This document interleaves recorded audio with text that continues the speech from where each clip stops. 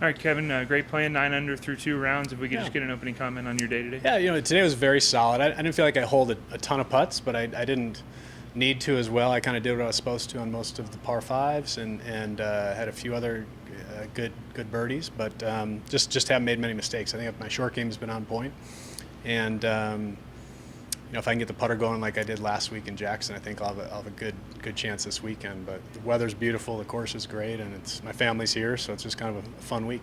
You mentioned the good week in Jackson. Did you feel a week like this coming on where you could continue that solid playing? Yeah, well, last week I didn't feel like I hit it as well, and these last 2 days I did hit it pretty well. So the putter was just on fire last week. So I felt like I should have finished actually higher than 24th, but when my short game clicks and my putting clicks, my driver and ball striking is definitely my strong suit, so I always count on that being pretty steady. And so just need to kind of trust some reads out here. It gets a little tricky with some valley pull and some pull to the strip down there. You just got to trust it and see what happens. Questions?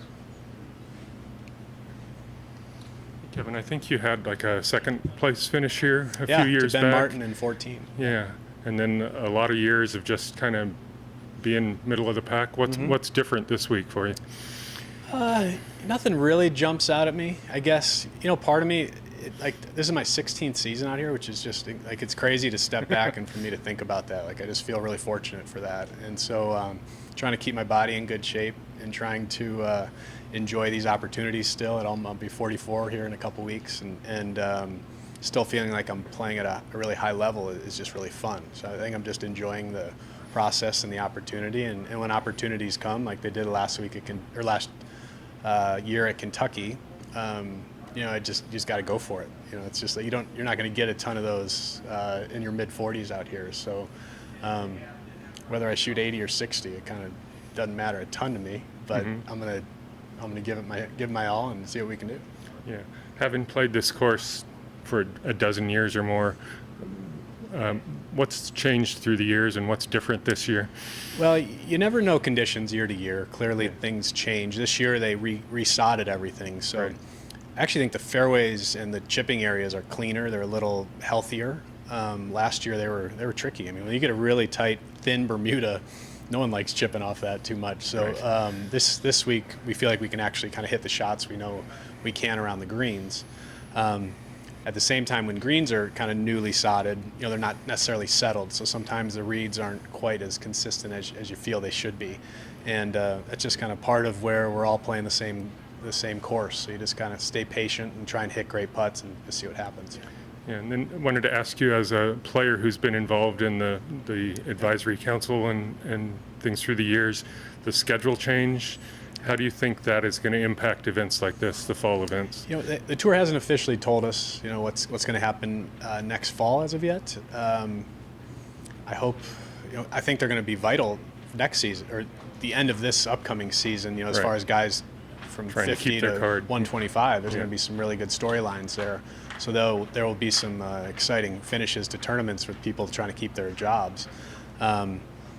This is like, I've come here, I think 13 of my 16 years. It's close to where I live in Phoenix, and it's an important tournament to me. And what the Shriners do for children as a father of an 8-year-old and 6-year-old is just, it means a lot. So I really hope we can continue to come back here and support Shriners and support the tour and this great city of Las Vegas. We all have a great time coming to for many more years to come.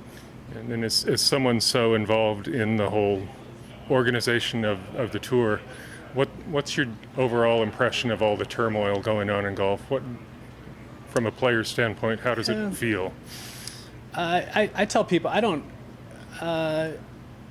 understand from an individual basis, guys taking Right. life-changing amounts of money to make career changes. I felt fortunate at my stage in my career.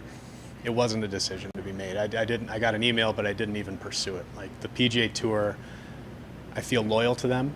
I feel indebted to them. I look at what they've done for daycare, for an example, what they've done for our retirement situation, what they've done for the ability to travel the world and chase our dreams. Like I just feel loyal to that. And then I when I'm not good enough to play on the PGA Tour, I will take some time off and wait for hopefully an opportunity on the Champions Tour. So that to me, it was just was always my dream to get out here, so it wasn't much of a decision. But I can't blame an individual for going for opportunities. If they felt their game was starting to taper off a little bit, that's so be it.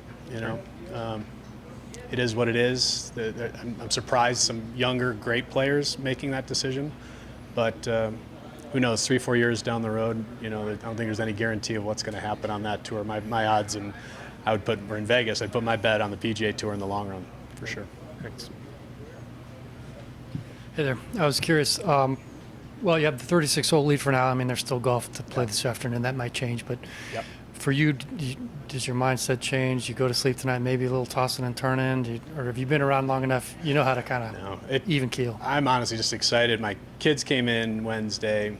They've been watching YouTube Michael Jackson videos because we're going to the Cirque du Soleil Michael Jackson show tonight. So we're going to Joe's Stone Crabs, which is like our family tradition, and we're going to go see that Cirque du Soleil show tonight. They're so fired up. So it's kind of family time for me now. And I do have to go in and do all like the visa stuff for our Tokyo trip. And so I got to go do a COVID test, and I'll download some app and kind of do all that, the international transportation requirements. So I got to do that for the next hour or so. But like I said, I'm excited for the weekend. I probably won't be leading when I tee off tomorrow, especially with guys in the morning when we get out and hot. I was telling guys that the number kind of 20 unders in the back of your mind here. You kind of do 2 or 3 under each 9 is kind of a good goal, because it's got to be at least 20 to 25 under to have a chance here. So you still got to keep your foot on the pedal going forward. You mentioned the Strip in terms of a show, but do you ever go down there? Do you have a particular? Do you like playing the games at all? Are you a blackjack guy? I like to play a little bit. I get nervous if it's too much, but You have a game of choice? we stay at the Red Rocks. So you kind of get, it's nice because it's off the Strip, but you get a feel of kind of being on the Strip. There's all the games you want to do, but there's also like an arcade and a good pool for the kids and stuff. But I like to play a little bit of blackjack. The Wheel of Fortune machine, when that wheel gets going, I start running around and having a good time with that. So I always lose money in that, but I kind of have fun doing that as well. But I never go into it thinking I'm going to make too much. Sure. Last question. You mentioned the Duke-Kansas game. Can you get into a little bit more of that? I mean, did you ever imagine those two teams undefeated meeting like this? And I think Kansas has game day tomorrow, I think, as well. So, I mean, that's pretty cool. Of course, Gary Woodland let me know all about them sneaking out. But Duke, I mean, they only lost, I think, by 7 or 8. It was a pretty good game. So for Duke to have a chance, I mean, anytime we can go to a bowl game, it's pretty good. It's a pretty good year. And I think we're 4-1 right now, so it's a good start. Okay, good. Thanks. Thanks, Jules. Appreciate it. My Great pleasure, playing guys. today, bro. Thank you.